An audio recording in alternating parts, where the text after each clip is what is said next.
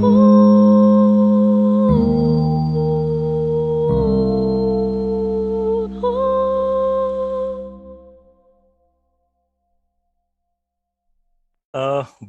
to our second Indic Book Club author Q&A, and this time we have two authors with us, two very distinguished authors with us, Harsh Madhusudan and Rajiv Mantri. And we are going to be talking and spending the next 45 minutes to an hour about their book, which is A New Idea of India. And I am going to share, and okay, they have, excellent. A New Idea of India, Individual Rights in a Civilisational State. And it's been published by Westland. It's a hardcover book. It's, gorgeously produced, very high quality production, and the content in it is even better. I had the opportunity of reading the book a few days back, and I have made copious notes from it. In case you don't already know, both Harsh and Rajiv have been writing for several years in several newspapers, including Mint, and this book is itself divided into 5 or 6 different chapters. Each one covers one aspect of what they believe should constitute a new idea of India. And reading through that book, a couple of things struck me. The first one was that it is very, very logically presented, very, very articulately put forward their arguments, and it becomes, I think, if you are on, say, the Indic side of the debate, then this book provides you with a lot of cogent arguments and facts that you can use to enhance your knowledge, as well as it better equips you to take part in debates that may happen. And if you are not on the right, on the Indic side of this debate, then I think it gives you a lot of food for thought, to use a phrase. And even on issues where you may hold opposing views, it presents its arguments in a way that are not polemic, which is quite a contrast from what you typically tend to see on social media, for example, and so on. And I think towards to that end, this book is going to have a lot of value, not only in the immediate, but in the years to come, as a reference that people can go back to and read up on not only, if they want to read up on certain facts and so, because it's extensively referenced also, but also to see where the emerging Indic debate stood at a point in time in the year 2020. Before I get into the Q&A, I'll also do a little bit of a plug for Indic Book Club. So if you're not already aware, Indic Book Club is now about 5 years old, and we are doing our bit to raise the awareness and the discourse and the level of debate, and to promote writers, authors, readers in the Indic sphere. So you can take part by either following us on Twitter at Indic Book Club, or on Facebook. So there's a Facebook group. So facebook.com/groups/Indic Book Club. So with that, welcome Harsh and Rajiv. Thank you, Abhinav. So with this virtual background, it's going to become very difficult to show you what I have. So I'm, as you can make out, I'm holding a book, and I have added a lot of sticky notes in here. So my intent is not so much as to tell you what a great book you have written, because I've already done that. So for the next 45 minutes or so, I'm going to see if we can't find counter arguments to some of the points you've made. Let me first begin with the origins of this book are many years old, and you say that there was this article that came out by some academic in the US that talked about the idea of India, and that led to a multi-part online debate in the form of articles and so on that appeared in several newspapers. And so first, let me ask you this very, very basic question. India is not exactly a new country, even though some people assume it is only about 70 years old. India as a civilizational, as a geographical entity, and I'm not going to quote the great Winston Churchill, who said India is a country as much as the equator is. But why do we need this debate on this idea of India, first of all? And what do you mean? I mean, I'm still confused, frankly. What is it that this idea of India is meant to mean? And therefore, what is this new idea of India that you two are articulating? Can you talk a little bit about that? Should I take a stab, Rajiv? Yeah, go for it. Yeah, thank you so much, Abhinav, for the excellent introduction. As you rightly mentioned, the genesis of the book was a bunch of columns you wrote together. The most prominent ones being the debate with Professor Ashutosh Varshney of Brown University in Mint, Indian Express, and other publications about what he saw that the idea of India in his sense, or in the Nehruvian sense to some extent, would be they must see minorities as minorities, perhaps over and above as individual citizens. The group rights are very important in his imagination of the idea of India. And that's the point we kind of took on and say that's not what our idea of India is. Our idea of India does not believe in fixed group identities. It believes in individual rights and duties, but within a civilizational context. So I think that was the genesis as far as that is concerned. The idea of India, as you can see from the subtitle, is individual rights in a civilizational state. So we are saying, as you rightly mentioned, that India is not 73 years old. It's a many thousands-year-old civilization. So that's the first part of the book. First chapter. The second chapter is this civilization is now converting into a nation through the agency of a democratic, unified, autonomous, sovereign state. What do we mean by that? We mean that, okay, fine, maybe in a European sense, where there is some kind of internal social malleability, in some kind of social, not homogeneity, but at least coherence. Yeah, maybe India was not a nation in that sense. It was always a civilization. But you could say that Punjab and Bengal had their own distinct identities, just like Andhra and UP and Maharashtra and Gujarat had, right? So to that extent, Indian states were analogous to European countries. And the sum of it was the Indian civilization, what in the European case, till a couple of centuries ago, we used to use the word Christendom. So the analogy was very much that the civilization has always been there. It's just that it's becoming a more coherent nation in this age through a unified democratic nation state. And therefore, that is the transition that we try to kind of chronicle. And why is it a new idea? Of course, no idea is completely new. I mean, part of the book is basically making the argument that it is in congruence with our own, the best of our own metaphysical heritage, ancient ethos, where, salvation, the rather better word is moksha, is individualized. So the idea is that, looking at people as individuals who make their own autonomous decisions, as opposed to groups, is not somehow alien to India. But having said that, because Nehru's state, to some extent, and we do try to make a distinction between Nehru and Nehruvian, and let's therefore stick with Nehruvian. Nehruvian state saw us as kind of a post-colonial entity, which was kind of born out of the British leaving, and there was a convenient blind spot about partition, and therefore we have to constantly argue what idea of India, because only 73 years ago, which is 2 orders of magnitude less than the civilizational age of India, if there are large parts of India which are no longer India, then of course this is something we have to discuss.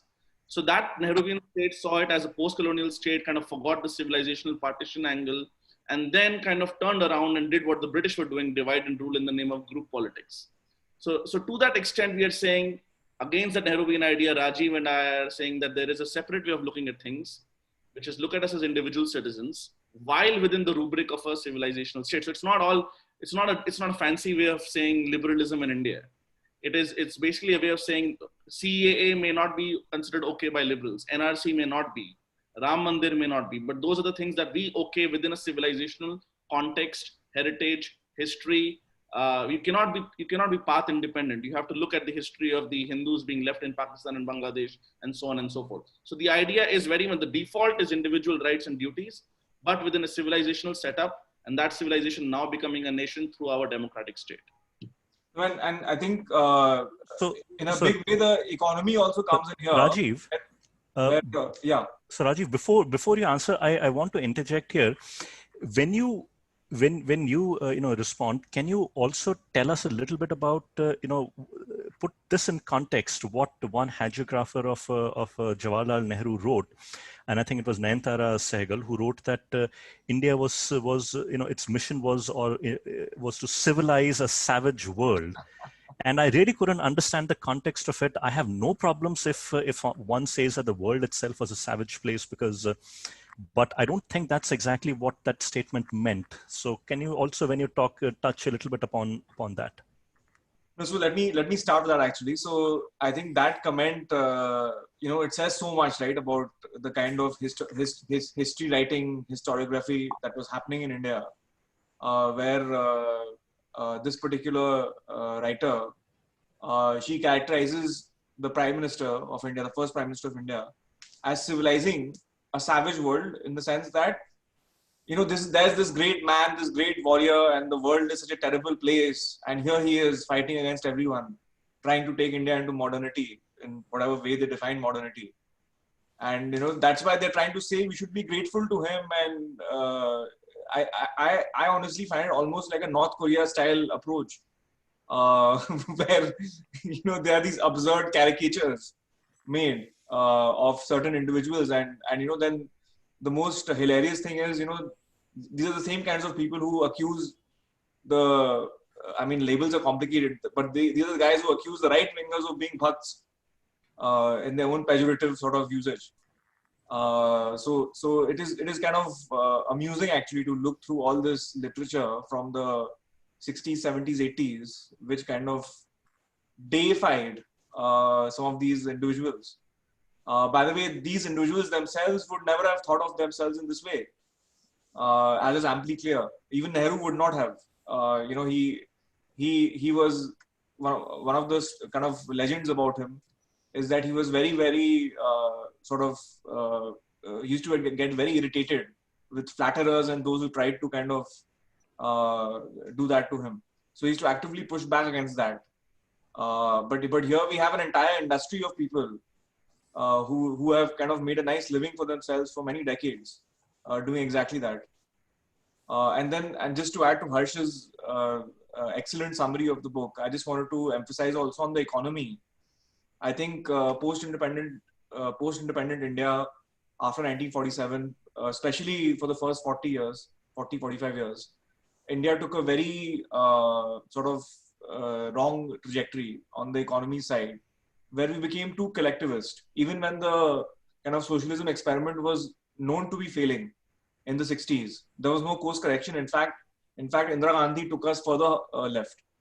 So that aspect of individual versus collective also is very important in the economic sense. And we make the case very strongly in the book that, what we call free markets or liberal economy is in fact highly compatible with the Indic worldview and with the civilizational sort of framework within which we have situated modern day India. So excellent.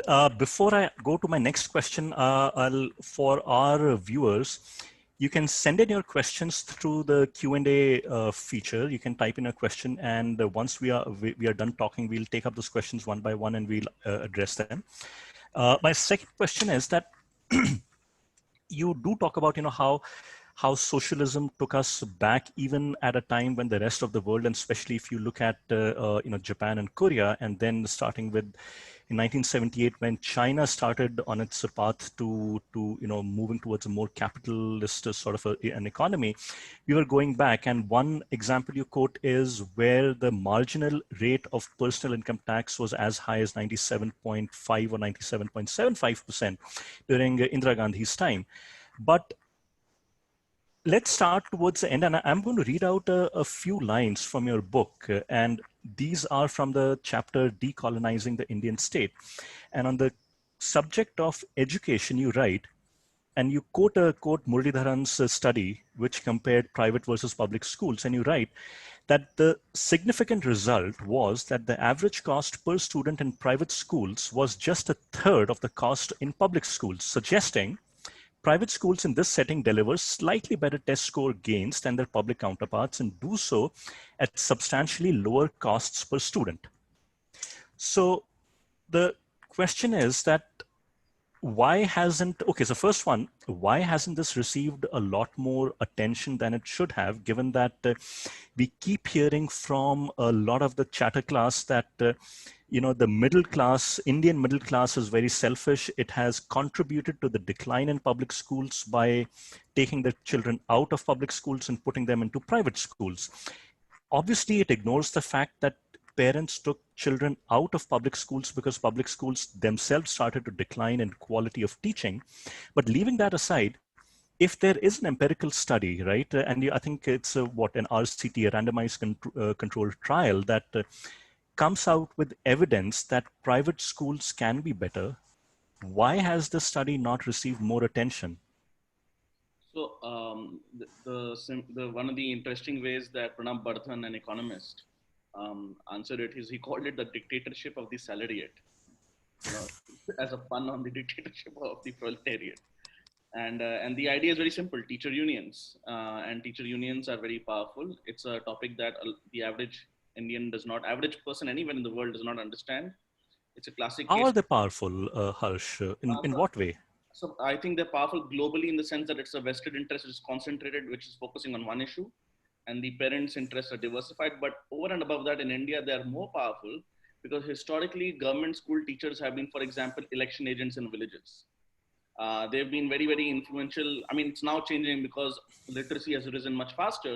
But if you think 20, 30 years earlier, you know, village ke jo master ji the, they had a certain social status and had a lot of respect. So the idea was, even if you now go to UP, Bihar, many Indian states, especially North India, in fact, all over India, there is a tendency to have कि घर में नहीं बहू आई है, उसको B.Ed करा दो, और B.Ed के बाद अगर सरकारी टीचर की नौकरी लग जाएगी, तो वो अब जिंदगी भर का 40, 50, 60 हजार प्लस whatever पे कमीशन के हिसाब से भरता रहेगा. And अगर जरूरत पड़ेगी तो भेजेंगे भी नहीं, बहुत बार नहीं जाते. Their attendance is actually low.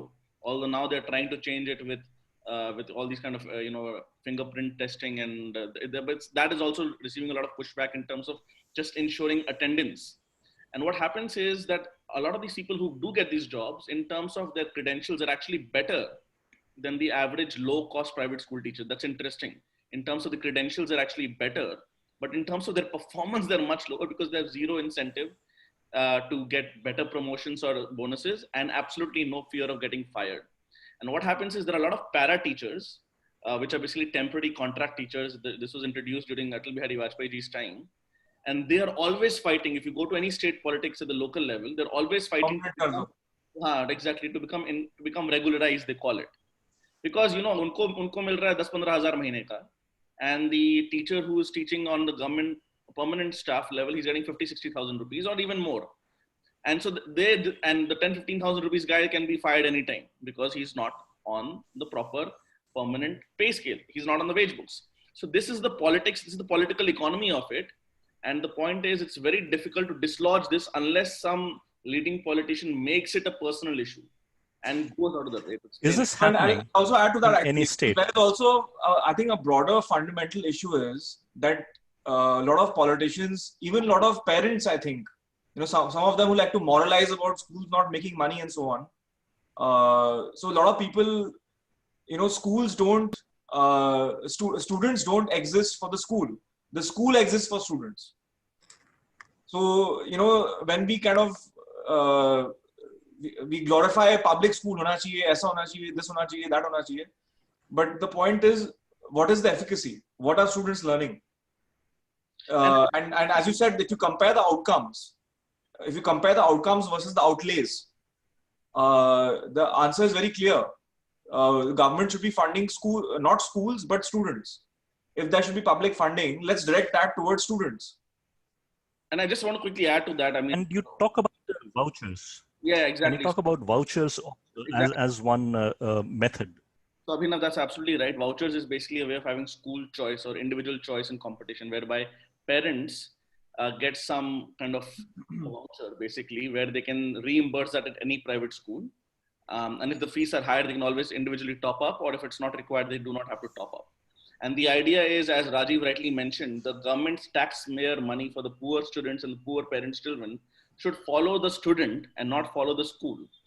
And if you look at this reports by Pratham, which the ASER reports which come out every January for the last year, and they are only focused on rural India, there is a clear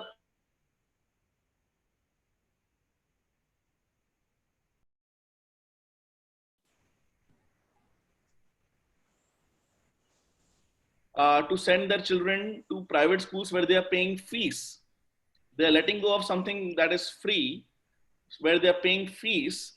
And the only response that people who are ideologues against this kind of school choice, and some of them are, for example, Anurag Bihar and Azim Premji University, who and Azim Premji Foundation ironically funded this RCT that you mentioned of. And they have to now disown it. Ironically, they had funded that very study. So their basic idea is, oh my God, there is an idea that says government schools are required for socialization of children into citizens. And if we let profit motive and individual groups have their own private schools, that does not happen. The irony is, we already have madrasas, we already have Christian schools. I mean, the entire RTE, I'm sure we'll discuss that, and the minoritarianism and all that about it. I mean, there is anyways no concept of a cohesive local school. And I mean, when we say public school, actually the British term of public school actually refers to a private school. Exactly. So public school is a very Americanism. We actually mean government school. So remember, in government schools, the teachers' salaries are 3 to 4 times for an equivalent teacher's salary in a private school. So if you see it from the point of view of a teacher, they obviously want the government school. I don't blame them at all. They want to be on the payrolls of a government permanent payroll union job. So the point is, if you do this, you'll have to face a lot of very, very, very powerful resistance, which has been building up for decades. And everybody in the village thinks that their educated daughter-in-law, daughter, son-in-law can get a job. So this seems like manna from heaven. And therefore, to oppose this is politically very difficult. So that is what I was going to ask you, that across the spectrum of the Indian Union, is there any state, whether it is BJP ruled or the Congress or any other party, is there any state where any chief minister is talking about this issue? Abhinav, ironically, nobody is talking about it directly. The only state which comes close to approximately funding schools, private or public, on a per student basis, close, not exactly the same, ironically, is Kerala. So Kerala actually has, despite being often communist and Congress government alternatively being ruled, the Kerala private schools actually get a lot of money from the Kerala state government, roughly in proportion to the number of students they have. So they have some kind of very, very deep school choice, but you have to understand, in the Kerala context, even the private school teachers get unionized, right? So it's not exactly the same, but ironically, the private label is also a label. And actually, many laws like the right to education, one of the things they want is they want formal private schools, registered private schools, to not pay teachers salary below a certain level, even if the market clearing rate is that. And that is clearly a demand put in because of the government school teacher unions. And they see the real source of the threat as the market salary in private school teachers being much lower. So yeah, go ahead. So let's, with this, let's talk about the elephant in the room, namely RTE. And one of the first things that the UPA, the UPA government did when it came to power in 2004, and I call this as one of the most thoroughly prepared legislations that I can recall, albeit in a very devious, destructive sense, but still one has to give them credit that they planned the destruction of the Indian education system very thoroughly. Like James Bond villains. Like James Bond villains, except that in this case, the James Bond villain seems to have won. But leaving that aside, the 93rd Amendment, right, that you talk about in your book, it was meant to do 2 things. First of all, it was meant to nullify 2 Supreme Court judgments. And the second one was to take any judicial challenge to the RTE out of the scope of the court. So the courts would have to rule in favor of the RTE. So a lot of people don't realize, the 93rd Amendment was the foundational stone behind RTE. And the second thing that people don't realize is that the RTE has been one of the most destructive legislations when it comes to the Indian education scene. So let's start first with why was the 93rd Amendment so crucial to as a precursor to the RTE? Should I go, Rajiv? Yeah, sure. So again, I have not looked at it in much detail of late, but from what I remember, the 93rd Constitutional Amendment was meant to facilitate the OBC reservations. But what had happened, it became an omnibus kind of constitutional amendment, as you rightly mentioned. And they passed these kind of other enabling elements in it, so that minority private schools need not face reservations, and even unaided majority schools need to, pony up their seats. I think there were like 3 or 4 words in it which basically exempted minority schools, which was, I think, in the main sort of one of the main operating clauses. It said other than minority institutions. Yes. And what happened is the So BJP kind of exempted all of them. And it is a very, Rajiv rightly mentioned, a small part of it, but the BJP actually said, we do not want to vote for this particular part of the amendment. But obviously, the Congress was in power, and the Congress said, if you're voting against it, vote against all of it. And are you really against OBC quotas? So that was the political context in which this passed. Now, as you rightly mentioned, there were earlier judgments which kind of it nullified. And the funny thing is, this kind of constitutional amendment did not go against the basic structure doctrine. The Supreme Court did nullify another constitutional amendment recently in 2015-16, the NJSE, whereby the court's judges would be appointed through some political scrutiny. But this, for example, in which even unfunded Hindu schools would be forced to have quotas, but even funded Muslim and Christian schools would be exempt from it. Something as blatant as that did not pass foul of the court's basic structure doctrine. It's something to remember how ridiculously arbitrary the basic structure doctrine is, but I'm getting distracted for a moment here. So that being said, the RT, as you rightly mentioned, not only had this minoritarian agenda, this very divisive and subversive, even on the pedagogical aspects of it, it had this concept of automatic pass, automatic promotions. And that has been only recently reversed. And that, I think, has been... I think till class 8, no one could fail. It was like that. Correct. I don't think there has been single more destructive idea in Indian educational public policy ever. Even ignoring again the minoritarian aspect of it, all the constitutional legal aspects of it, because kids are kids, and this idea that the world is somehow unfair, but we'll make the school fair and people will somehow study on their own. There's no need for competition. There is no incentive, no fear. It just does not work. And I personally think that's one of the reasons that we saw a lot of these scores falling in Pratham reports. There are other aspects as well. I think was actually the RTE result showing. There are other aspects we can discuss it. So I think it was wrong on pedagogy. It was wrong on basic constitutional sanity. It was wrong on the way it was pushed in a very, very deceptive manner by clubbing it with OBC reservations. No, actually, and this is a very good example of how Congress plays the caste card.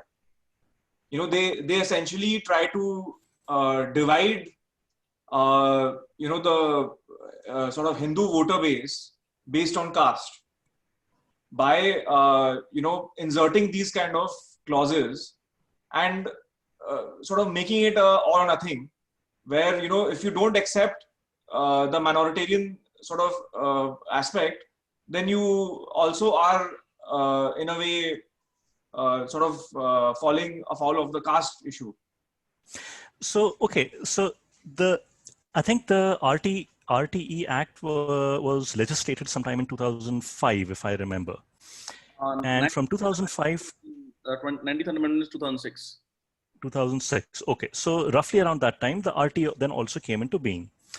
For 6 years now, from 2014 to 2020, we have had the BJP in power. And when the Congress-led UPA did this, the Congress had, I think, about 150 seats in Lok Sabha.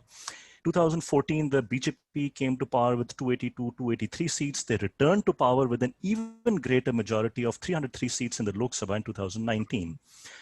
On the other hand, the BJP has not talked about anything in terms of reforming RTE. In fact, they're on record as having said they want to expand the scope of RTE. They don't see anything wrong in the discriminatory nature of RTE. So my question is, if both the main political parties of India have basically the similar kind of views when it comes to RTE, what is wrong with it? So I'll take a stab at it. I'll say, first of all, as far as I don't know about Rajiv, I'm quite sure I know about Rajiv also. We're not BJP members. So we cannot answer for the BJP, but I do take the question in the right spirit. And I say that, for example, I have no idea why this was not even at least attempted or discussed in the first term.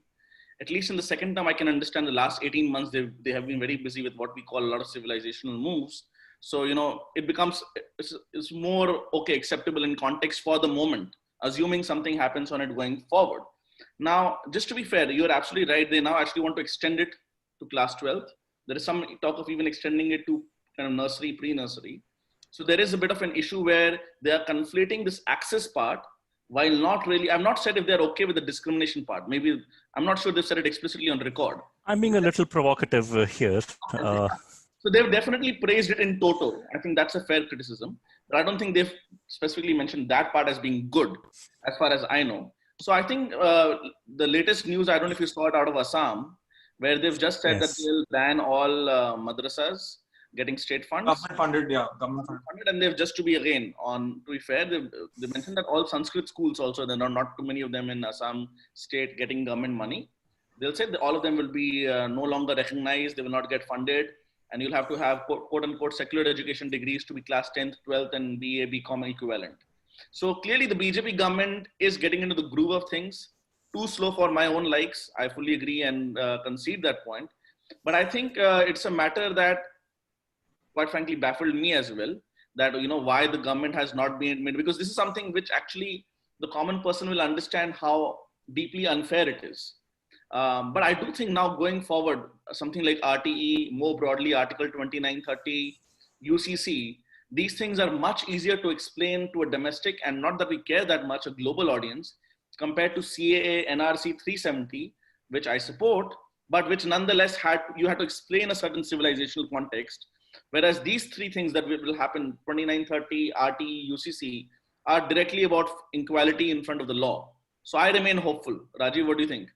No, I think the other reason, to be honest, my assessment is there is a strain of thinking which believes that people should not make money in education, which is actually very hypocritical actually, because, you know, all these schools and universities are making money. Absolutely. They're just labeling themselves non-profits.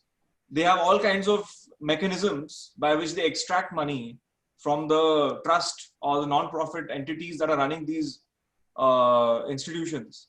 But they all, I mean, if you know people who are owning schools or universities, you know, they are actually pretty well-to-do. So it's obvious that they are running it as a business, except that the label says that education cannot be a profit-making industry. So unfortunately, there has been this kind of thinking that has still persisted कि इसमें पैसा नहीं बनाना चाहिए, मतलब education में पैसा नहीं बनेगा. So I think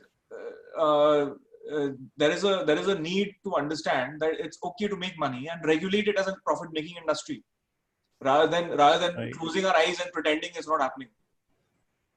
So on that, leaving RTE and then and moving into the role of the government itself.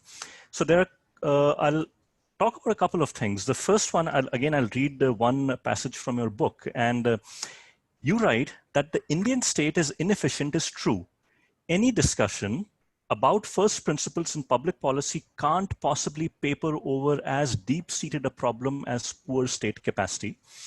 And then elsewhere in the book, you also write, and you take the example of Sam Pitroda, who claimed that he brought the telecom revolution to India, and the late Prime Minister Rajiv Gandhi's son claimed that telephone ye laye the and all of those things. But then you say that during that time, India's telecom density went from roughly about 0.6% to 2.8% in a period of about 10 or 15 years.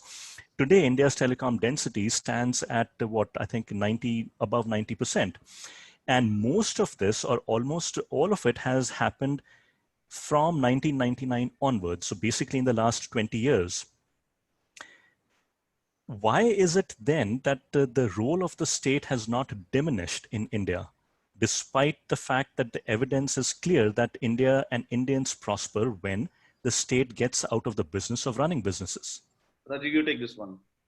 Yeah, so I would say, there is, first of all, there is not enough awareness or understanding on what causes what. So, I think generally there is a mistake which, whether there are kind of analysts who are writing in the media, or whether they are kind of full-time politicians, I don't think they study really in the depth that should be studied what has worked, and do their kind of takeaways from it. So like you mentioned, it's so obvious that the telecom story is entirely a private sector entrepreneurship led story, and it has done wonders for the country. today, not just penetration, Abhinav, that India is now ranking at first world levels. We have also got the world's cheapest telecom and data rates anywhere in the world. And as a result of that, everybody, every section of society, every kind of individual today, I mean, not practically everyone can afford a phone and a connection. And, we all remember the days when making a long distance telephone call was such a luxury. You had to shout into your phone to get. It was. I remember in the early 90s, a long distance, an STD call, as it was called, from then Bombay to Delhi would cost 60 rupees a minute. So we all had to wait till about 10 p.m. when the call rates were 1/4, and we would then spend 15 rupees a minute. And this is, mind you, not today. This is about 30 years ago. So you can imagine, and if you equalize and normalize for earning levels then. Absolutely. So, and 60 rupees was what? It was probably equivalent to a few hundred rupees today. Easily. So this is a conundrum that I have not understood, and I hope people, understand that the new idea of India has to include a very healthy respect for lack of a better word, it has to have a very healthy respect for the banya in Indian society. So and also even the aspect of, I would say, even among the leadership, among even frankly professional policy analysts and academics, there is a certain fatalism कि बस हो गया, कैसे हुआ बस पता नहीं, हो गया उस टाइम किसी ने कर दिया था, मतलब. But there are, if you study that period between 1998 till about 2002-3, and enormous credit to Atal Bihari Vajpayee ji, it just, like, this is all detailed out very well in an excellent book called India, the Emerging Giant by Professor Arvind Panagaria. So he's written in detail on this as to how the sector changed. And you can look this up in painstaking detail as to how, blow by blow, the government made it happen. So I'll just add a couple of points. I think Abhinav is important. I think first of all, yes, there needs to be respect for money making. I think there's a societal attitude change, but I think state capacity is also important. I'll give you a couple of examples. I think one point is, first of all, judicial capacity is important so that people can do business across castes, not just, when you use the word banya, I'm assuming you mean mindset more than any kind of birth-based kind of grouping. So anybody who wants to do business right now is unable to do business beyond, at least for small businessmen, traders, beyond their immediate family or social circle, because a lot of things happen on phone pay, a lot of things happen without a lot of record, even now for small businesses. And what happens is, when that is the case, people end up doing business mostly within their communities. An extreme case of that is the Jain community doing business in diamonds, from Gujarat, Bombay, and now Amsterdam, and so on and so forth. But there are less extreme cases as well. So we need state capacity in judiciary. But even for the example of telecom, right now as we speak, the ordnance factories are threatening to go on a strike. If they've not already started, they're threatening to go on a strike. Why? Because the government is saying, we'll simply incorporate you. And by incorporating, they'll just become PSUs. Their ownership will not change. Remember, the Vajpayee government did anything for what is now BSNL, MTNL, VSNL. Only later that some of them remained PSUs and some became privatized. For example, VSNL was sold to Tata. So the idea that while there's a war going on, public sector unions can get angry just over the incorporation. Ownership remains with the government, shows how deep this malaise is. It's not a sense of entitlement. Sense of entitlement is amazing. I slightly disagree with Rajiv in the sense I don't think it's a lack of awareness. I think it is tough to pull off these reforms. And as Rajiv, for sure, yeah, that's true. I don't disagree at all. It requires conviction, but then the conviction. My point was, the conviction comes for a politician. Exactly. If people know and demand this, then obviously the politician follows what people want. One thing is from below public demand, as Rajiv rightly mentioned. Vajpayee ji did it. Manmohan Singh probably understood more economics per se than Vajpayee, but he couldn't do it because he did not have the guts, the political capital, the conviction to pull it off. So it's not just about understanding policies. It's a politically tough decision to understand, to sell, and more importantly, to take on. There's a famous video on YouTube about Lee Kuan Yew saying, that it's raining in the background, and he's saying the Singapore International Airline pilots wanted to go on strike. He's talking like, Don Corleone. He's like basically saying, I challenged them to take on, and they ultimately, I saw them and they saw me. when they saw And me, they knew the fight is not worth it. the fight is not worth it. I said, let's meet in the street and let's fight. So I ultimately, think I think you've just set me up for watching The Godfather again for the 100th time this weekend. But okay, so Atmanirbhar Bharat, a very laudable slogan, but it frankly worries me also because I see hints of protectionism creeping in through a very, very well-intentioned slogan. And I'll give you one more data point. I think it was in the 2019 budget, if not the 2018, probably the 2019 budget, that for the first time after VP Singh reduced taxes in the 1980s, the marginal rate of personal income tax crossed 50%. for us, So so if you take the 30% tax rate and then you take the surcharge that has to be paid if you're earning more than 50 lakhs, more than 1 crore, more than certain crores. I don't think it's crossed 50%, it's about 43%. it's 43% right now, including all surcharges. Okay, so I stand corrected, 43%, which is still more, the highest it has been in more than 20, 25 years, if not longer. And Atmanirbhar, along with the duties it has imposed on certain imports, and it suspiciously sounds to me like the slogan we used to hear in the 1960s and 70s, which was import substitution. The focus was not on building things that we could export to the world. The focus was on building things so that we wouldn't need to import things. And we know what it resulted in. We had the gorgeous Premier Padmini and the Hindustan Motors ambassador that we had to live through for decades. Are we on the, I mean, is Atmanirbhar, if you scratch below the surface, is it a return to some sort of protectionism? So I'll take a stab, Rajiv. Yeah, go for it. So I think, I think what you've asked is a very, very, very valid question, which I'm sure is on the mind of a lot of people. But I think it's important to conceptually separate a few things. So whenever you're right, let's take the income tax thing a bit later. Let's first look at tariffs, as you mentioned, and the protectionism. And so after 20-25 years, in 2016, 17, 18, the Modi government started increasing tariffs for some electronic imports and so on and so forth. A lot of people said license Raj wapas aa raha hai. That was the kind of headline for, economists who either don't understand much or who understand but don't want to explain to people what they understand. So I'll tell you why. License Raj had a problem not just because of protectionism. It had a problem because it had literally licenses to be required for a private company on Indian shores to expand their capacity. They had to go to Delhi, they had to pull in favors, they had to be corrupt to be allowed कि अच्छा आपका 1 lakh unit का capacity इसको 2 lakh करना है अगले साल. That is not the case in India anymore. Secondly, foreign companies are allowed to manufacture in India just like any other Indian company, which was also not the case earlier. Remember, Coca-Cola and other companies were kicked out, ironically, by George Fernandez and other people in the 1970s. No, and actually, Abhinav, you mentioned Premier Padmini and ambassador. So now, obviously, it's a totally changed context. Like Harsh mentioned, there are all kinds of foreign players coming to India. In fact, the top two market share car companies are both foreign, which is the Suzuki subsidiary, Maruti Suzuki. We sometimes forget that. And Hyundai.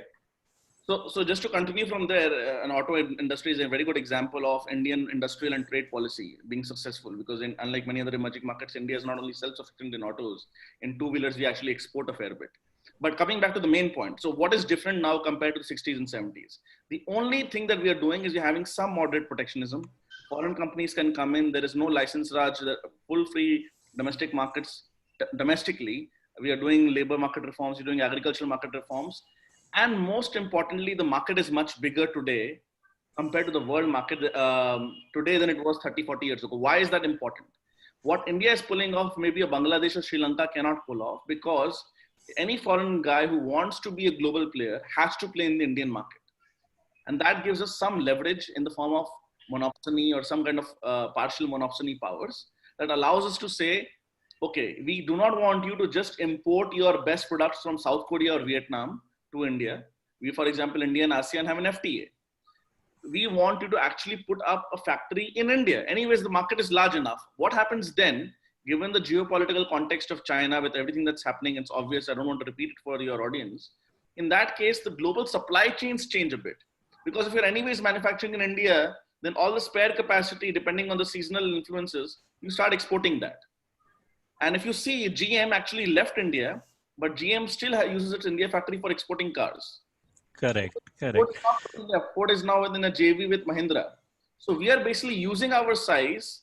We are having low interest rates. We're having a very, very competitive currency. We're having full reforms, including one internal market, thanks to the imperfect but still useful GST.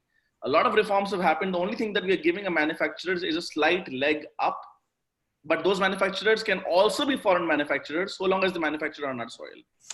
So what in your mind would be a good empirical test of the success of Atmanirbhar Bharat, say 2 years from now in 2022? I don't know whether we can have a test in 2 years, but over 5 years, we need to have a higher percentage of gross value added from manufacturing. That's one way to, So would you then also say, and I don't recall...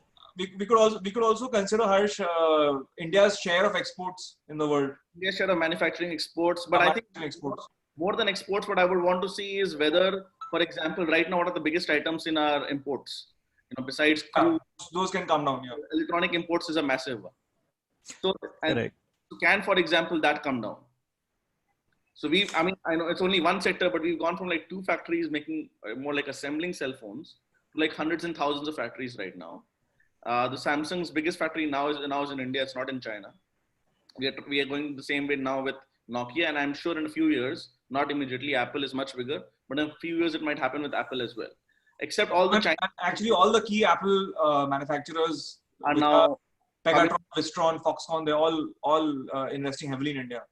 And actually, this is a very good example. The way Rajiv mentioned the auto example, the auto versus consumer small electronics is a very good example, and we write it out I think quite well in the book, in the sense that we say in the auto sector, we had these tariffs, we had these industrial policies. What happened with electronics is we signed the World Trade Organization's ITA, Information Technology Agreement, in 1996, in which with one stroke, we went to zero tariffs in all these electronics. What happened is, in fact, we had less value add in this sector in 2000 than we had in 1990. So all the guys, for example, Bharti, if I remember correctly, was still assembling some telephones in the 1980s before it became a cell phone. After that, all of these guys became importers. And you must have seen the Micromax ad on Twitter today, on social media, this kind of patriotic, for patriotic ad. See, Micromax was importing Chinese phones. Correct. Now, what Atmanirbhar Bharat and the entire sentiment around is saying is that there is a policy setup and there is a broader narrative setup, which will still allow you to manufacture some phones in India and get a market. Now, those phones will not be manufactured entirely in India. You'll still import a lot of items from South Korea and Taiwan and so on and so forth. But can you get China more or less out of that supply chain is the big question, not just economically, but also geopolitically. And I think the point is liberal economics breaks down when your biggest trading partner is not, in the broadest sense of the term, liberal, is an enemy.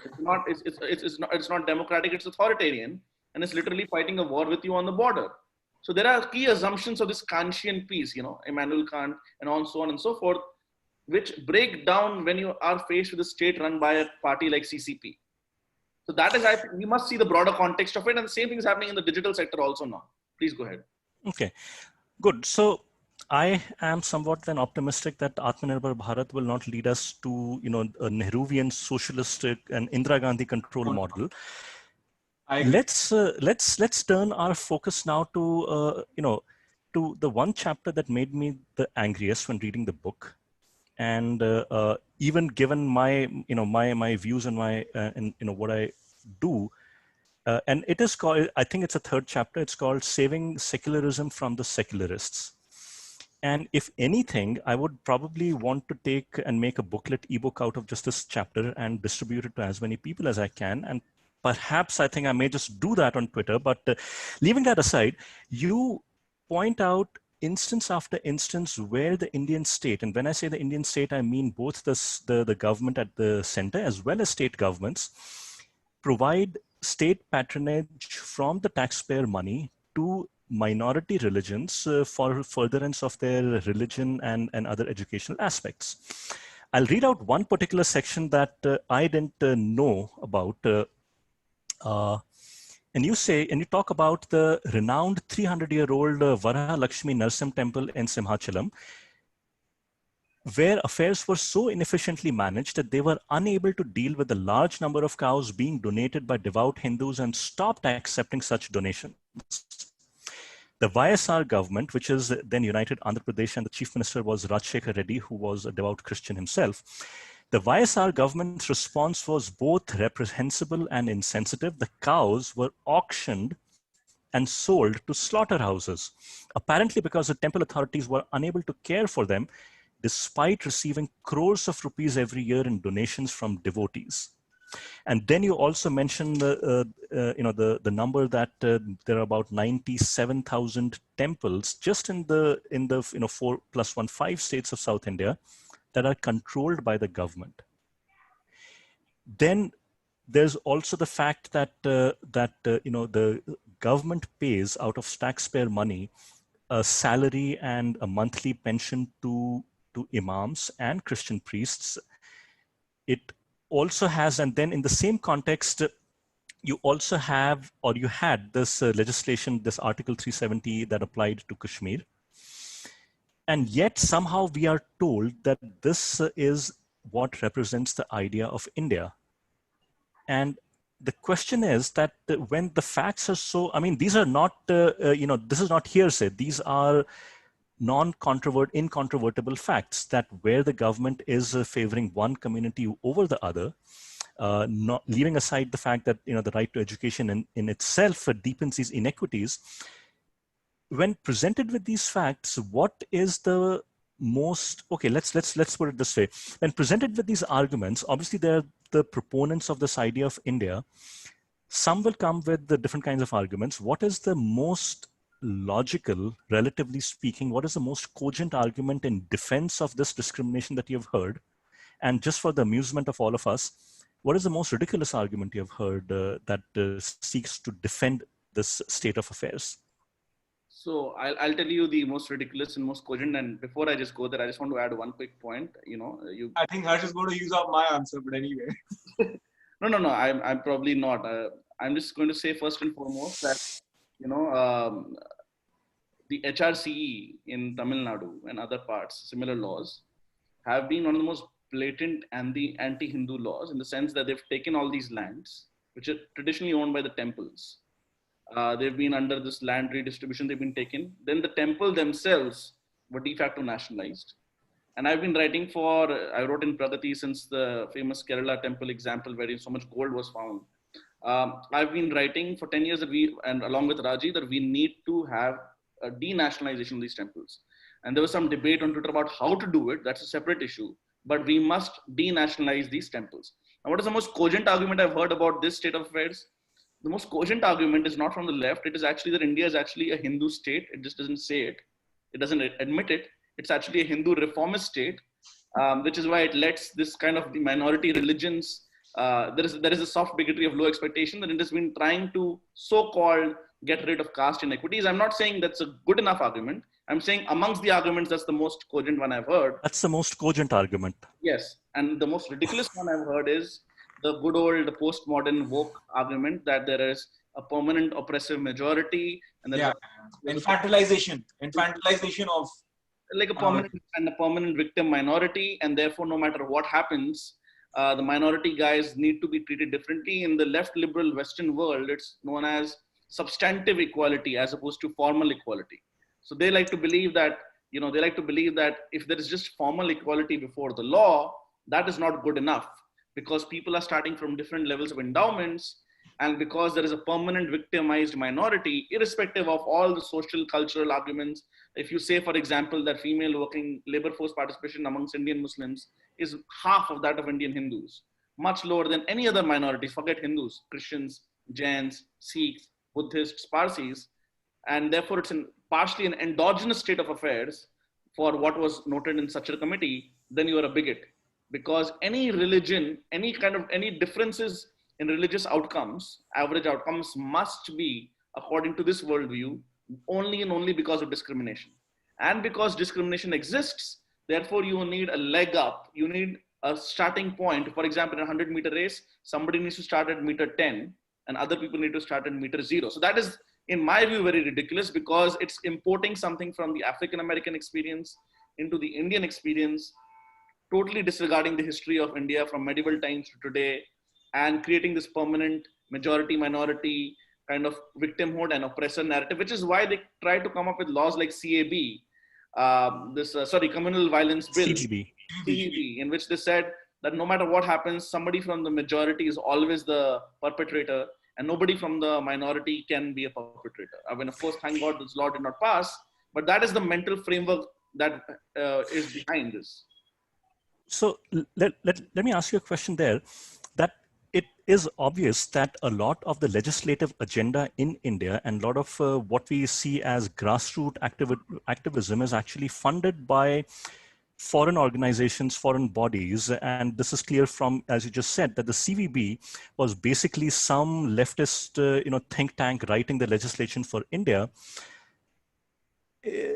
Is there any awareness among the people on the one hand, and even among our political and our bureaucratic class on the other hand, that they are, the causes that they are accidentally or otherwise espousing are not indigenous, but they represent a particularly virulent strand of intolerance from the West? Rajiv, do you want to take it? No, I think actually the awareness is there. It is just that these people are happy to play along. Sometimes they're happy to play along for a free trip to Europe or a free trip to America on a junket. That's the price. Okay, that explains a lot. Okay, I can live with that explanation. Okay, so I'll mention one other thing, and it is it's a sad statement, a testament on how much we have not progressed in the last 50 years. You write about Hamid Dalwai, who was a Marathi Muslim, and he was a radical reformist, you write, and yet he had to face a lot of ostracism from his own community. But more importantly, you write that as early as 1967, which is more than 5 decades ago, he led a protest march demanding that the government should end the practice of triple talaq. In 1967, mind you. 3 years later, on the 20th of March 1970, he founded the Muslim Satyashodak Mandal to bring about social reforms in the Muslim community. And then he spoke in March 1973, 47 years ago. He said that parda should be legally banned and family planning made compulsory. And his wife, Mehrunissa Dalwai, carried on this reform agenda of his. Why is it that we don't hear more about such people? What has happened in the last 50 years that has caused this community to look even more and more inwards rather than outwards? No, I would say, so the reason I think we don't hear about, I think Hamid Dalwai, remarkable Indian, remarkable community leader. In fact, the tragedy we have today is there are not enough Hamid Dalwais in India. And one other person whom we sort of write about, we quoted from his lovely autobiography, MC Chagla, him too. These are like model Indians for every generation, actually. But I think the reason we don't hear about them too much is, frankly, given the dispensation of the media, given the dispensation of the political class, it was never in anybody's interest to sort of say anything about them.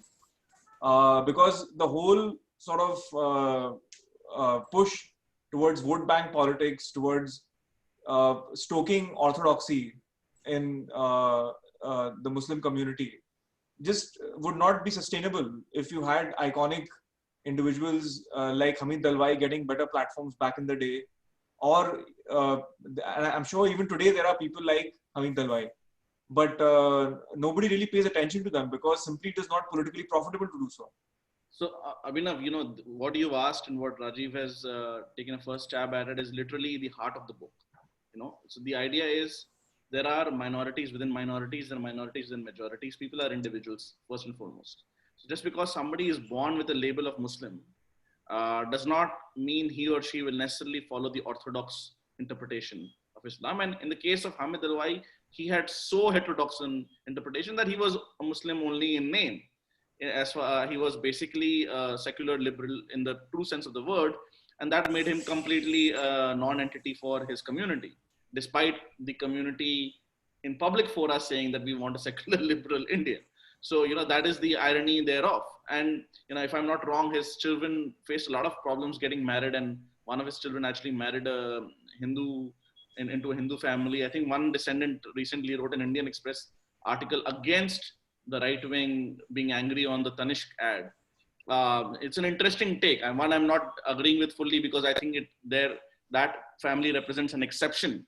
But that she said that I'm married to a Hindu, one of the descendants of Hamid Alwai, my brother is married to a Chinese woman, and so on and so forth, and we are all very intermixed. And she said that right-wing Hindus should see this not as love jihad but as ghar wapsi, because so long as any other god is worshipped, it is heterodox enough. But I'm not convinced by that argument, only because it's an exception. But I thought, again, the family has a very long history of being heterodox. They were never accepted by the family. MC Chagla is another great example that Rajiv mentioned. So we have to look as individuals, and what India has clearly failed is providing protection through that state capacity to dissenters within the Islamic community. People who actually take on these anti-blasphemy attitudes, people who want to republish the Charlie Hebdo cartoons, they were not given protection while the BJP was in power in the state government in Maharashtra and in the center. So we have failed across. Actually, on that, I think what Harsh has said is super important, because even if there are people like that, today they will probably stay in the closet. They will hide their true thoughts. They are. So, because it is dangerous to actually voice some of these thoughts.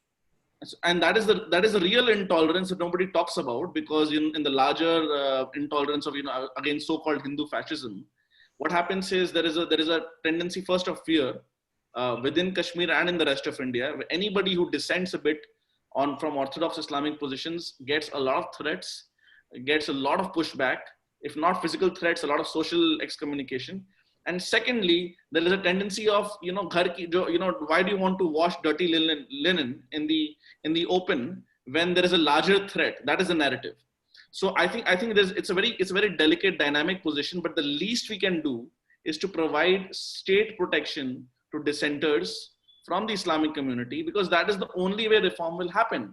Otherwise, we are basically in a cold civil war within this country, whether we like to accept it or not. And if we believe that demographics is destiny, and a lot of it is, but if we believe demographics is the only destiny, and there is no possibility of either ghar wapsi or some kind of heterodoxy taking on within different communities in India, then we have a much weaker hand than we assume. And that, I think it's something that we must think very, very deeply about. We must have more police capacity. We must have protection to all kinds of dissenters, right wing, left wing, whether I like them, whether Rajiv likes them or not. And I think that we've written a lot for free speech in the book as well. Correct. So, on the question of police, you do put out some numbers with respect to how many policemen per thousand, residents in a country we have, and we are like 1/3 or 1/4 of what the United States is. And you also talk about the irony of the First Amendment, constitutional amendment that was brought out in India, which actually curbed free speech, and which is the reason why we are in the state today, where anyone can decide whatever, even the mere utterance of a sentence can be seen as a threat to public safety, versus the First Amendment of the US Constitution, which actually forbade the US Congress from passing any law that curbed an individual's right to speech. But leaving that aside, we are do you guys have a few minutes? Yes, absolutely. Yeah, sure. We can go on for 10, 20 minutes.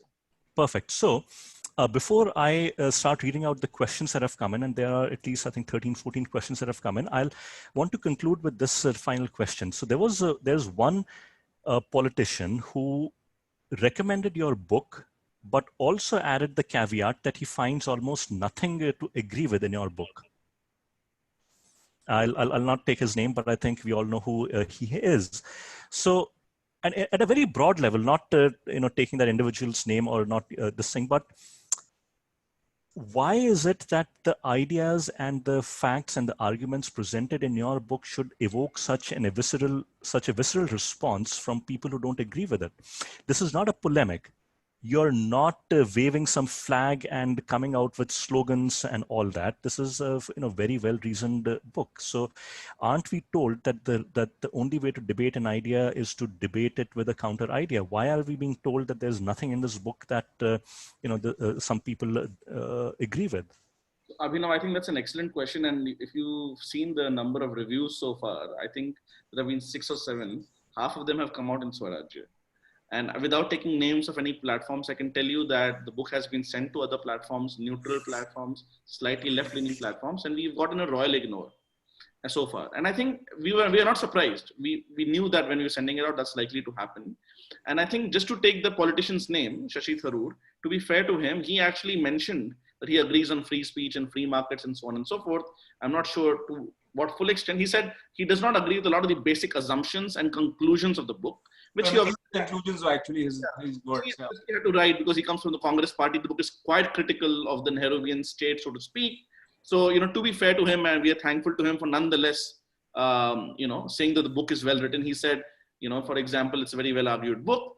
But I think the reason is this, and Rajiv and I write in the last chapter that the Indian left or center left, we don't like words like left and right, but because we're using it out of convention, that they're facing a singularity, that they're constantly losing for the last few years, political and intellectual battles. And unless they change course on key civilizational grounds, they are doomed to be absolutely irrelevant. What happens in a normal democracy, in a theoretical sense, there's something called a median voter theorem. The median voter theorem says that if the Overton window of the ideology of a country has moved to this one side or the other side, the party from which it has moved away from will adjust so that it gets back to the 50th percentile of the vote. Just abstractly speaking, there are obviously more than 2 parties and so on and so forth. The Congress party is actually going more to the so-called left, just like the country is going more to the so-called right. And then they wonder, why are we getting 40 seats? Why are we getting 50 seats? They're talking about personalities. They're talking about organization. The real issue is... They're talking about grandmother's nose. Yeah, the grandmother's nose. The country does not trust them to be nationalist enough and govern in line with the key civilizational ethos. We quote Swapan Das Gupta's book, saying that till the time of Indira Gandhi, despite all the disagreements, the party still owned nationalism. Right? Bharat Mata Ki Jai, Vande Mataram were not seen as the Sangh Parivar ka slogans. These are slogans from 100 years ago. And most of the time, the Congress was in power. So as Rajiv and I often say, the Congress party has left India. India has not left the Congress party. So they need to come back, or whoever replaces them in the key opposition space has to adjust to the reality. What is the reality? The reality is slowly caste divisions in Hindus are going down. Urbanization is happening. And therefore, there is a much larger, broader awareness of the challenges in the world at large. Islam and Christianity might be minority religions in India, but they are the globally dominant religions. They are evangelical, proselytizing, and in some cases, violent monotheisms. And Hindus are just more and more aware. And if you do not adjust to that reality, you are doomed to be irrelevant. Similarly, in the case of economics, if you're constantly going on with the public sector unions, you're constantly going on with some kind of old socialism, and same thing in foreign policy. There were 3 key parts of Nehruvianism, right? Pseudo-secularism, socialism, and non-alignment. If you can't get along, if you can't say that we need to go with the US now, not in a formal alliance, but against China, and need to go back to CPM and so on and so forth, well, you are going to be irrelevant. Raju, do you want to add to that?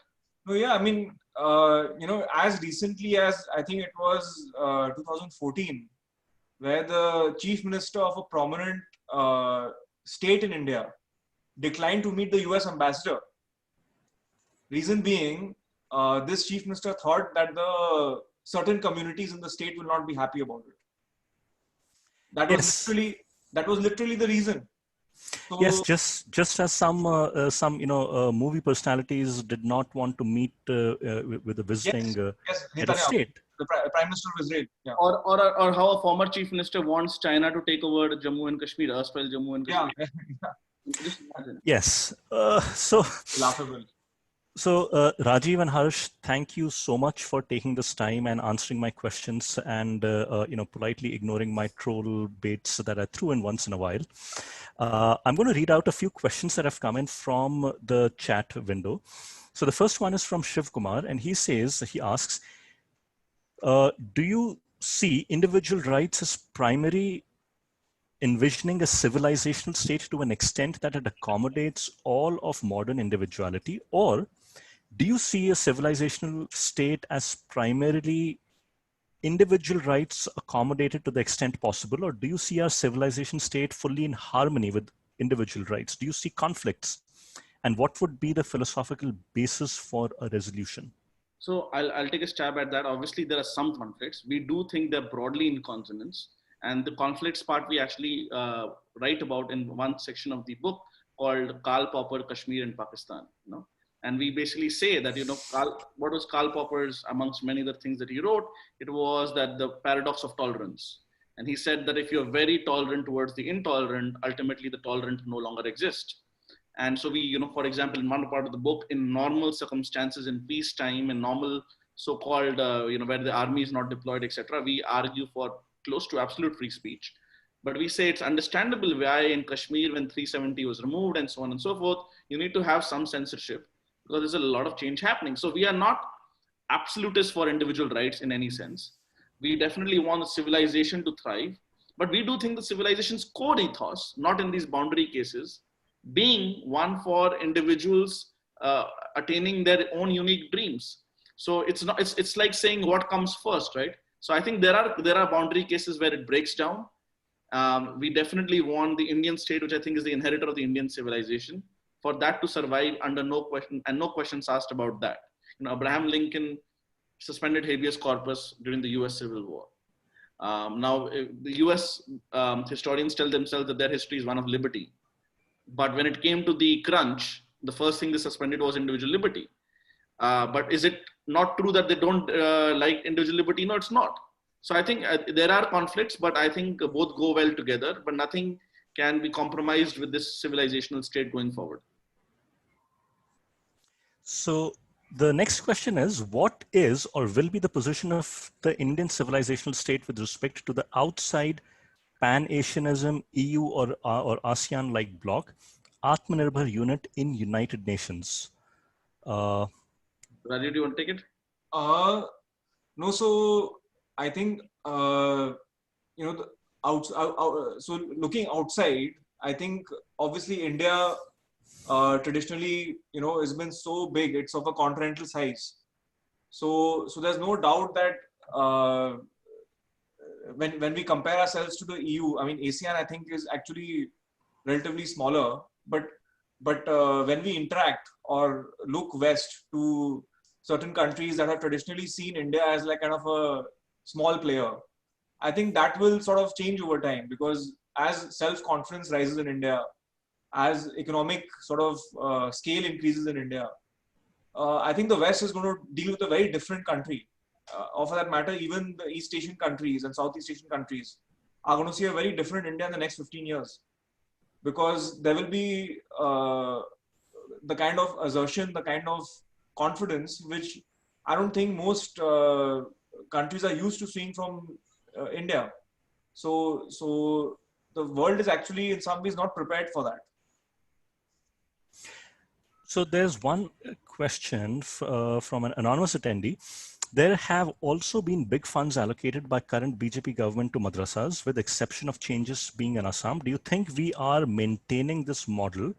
Needless to say, Kerala government also funds large number of madrasas, and yeah, so I think that's the question. I'm not sure what. So I can take that actually on this point. So if you see, it is true that the Minority Affairs Ministry continues to exist for the last 6 years. It continues to see significant sort of budgetary allocation, and this government too has not really wound it down.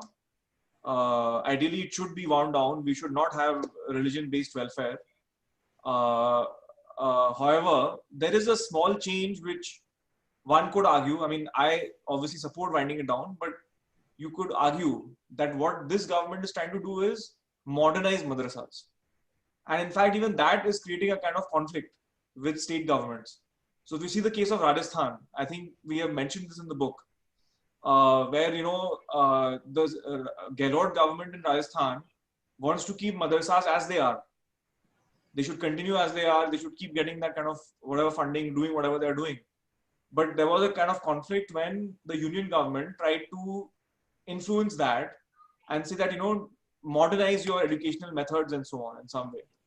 So you could argue that, the charitable view towards the current government is they're trying to modernize madrasas, take it away from that kind of scriptural training, bring in some modern sort of education into that. The non-charitable views, obviously, yes, in 6 years, the funds have not been cut off to religion-based welfare. So the next question is, in the context of a modern state, is it possible for the state to completely move away from education and leave it entirely to the communities to take it forward? That would be in line with the civilizational ethos, but that decentralized approach has had its benefits. Even in the 1800s, when the British destruction had taken root, our education numbers for 40% literacy might have been higher in the past. NEP 2 seems to move towards this decentralization. Is the government trying to overcome the hurdles of RTE through NEP? So I'll take a stab at that. I think, yes, that's true. If you read The Beautiful Tree, so what is the Dharampal? Dharampal, correct. Then some of these numbers have been, I think, come from there, and that there was much wider literacy than people expected because of this decentralized model. But I think so. NEP has tried to kind of take a stab at it. So what you ideally want is you want the government. So what we say is how much help versus how to help. So to the extent that there has to be welfare, there is a separate political or normative question, how much help? And there is a positivist efficiency-based question of how to help. How to help we discussed is individual school choice and competition and vouchers and charter school equivalents in India. How much help? It will probably come partially from the state government, partially from the central government. And the question of centralization there is probably more on the syllabus than on the running. So ideally, we would want the teachers, parent-teacher associations at the local level to run these schools. That is difficult to happen completely in the Indian context. But to the extent that the local management is reporting to the local voters, that would be much better. For example, in the US school districts, people pay the property taxes. And even though the school is quote unquote a government school, because it's completely overseen by the local parents, they cannot become that inefficient. The teachers cannot simply stop going to the school. Whereas what happens in this case is the money comes from, if you're sitting in Udaipur, the money comes from either Jaipur or Delhi. Nobody locally is paying any taxes for that particular venture or any other venture in rural India. That's one of the problems of governance in rural India, that we actually have no taxes at all anymore. And that's a politically unpopular thing to say. Because agriculture not being taxed. Agriculture is not taxed, plus there are no local property taxes. Yeah. In fact, many de facto cities or towns, actually rather, are resisting being classified as towns, because then they'll have to go into the municipality, set up, pay some property taxes, and they will not get village schemes earmarked for villages.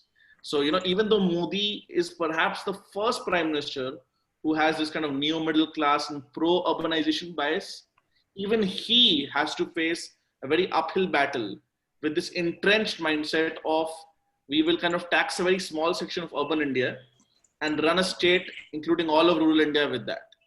And that kind of model is actually breaking down as we see in front of our eyes.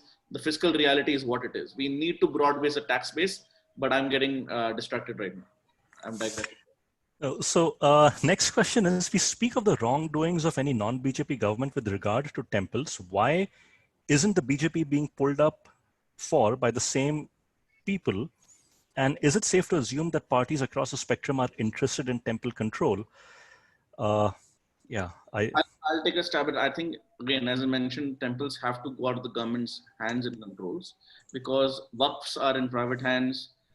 Christian churches are de facto privately controlled. So obviously the issue in India now from this position is, how do we privatize these temples? Do we just give it back to the original families that were the priests there? And what caste implications that has in terms of, will any entry be banned?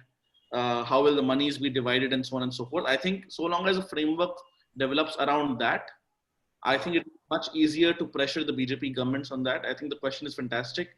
Right now, what is happening is even I know a lot of people who are very pro BJP, like Amar Govindarajan, Rangesh Sridhar, who've written columns together in Swarajya saying that we all want privatization of temples, but how do we make it more broad based at a local level? And that has a lot of pushback. I had a debate with Nupur and JSI Deepak and others on Op India, and we ended up debating a lot of this temple architecture as opposed to caste. And I'm not saying that the one is the right solution or the other is the right solution. I have an open mind on that. But the question is, how do you denationalize and give it back to the communities away from the governments? And that is where a lot of local politics is coming up. And that is what is allowing the BJP governments to kind of continue the status quo. Great. So, in conclusion, again, the book is a new idea of India, individual rights in a civilizational state. It's been published by Westland. It's come out in September, I believe, just a little over a month back. It's a fantastic book. And I believe it's one of those books that you'll want to keep on your bookshelf, read, share with others, and also keep coming back to for just these small nuggets of data and an argument that I think can enhance the discourse anywhere. Thank you, both of you. It's been a pleasure talking to you. And on behalf of Indic Book Club and Indic Academy, thank you guys. Rajiv, Harsh. Thank you for inviting us, Abhinav. Thank you, Abhinav, for an excellent. Thank you. Thank you. Bye.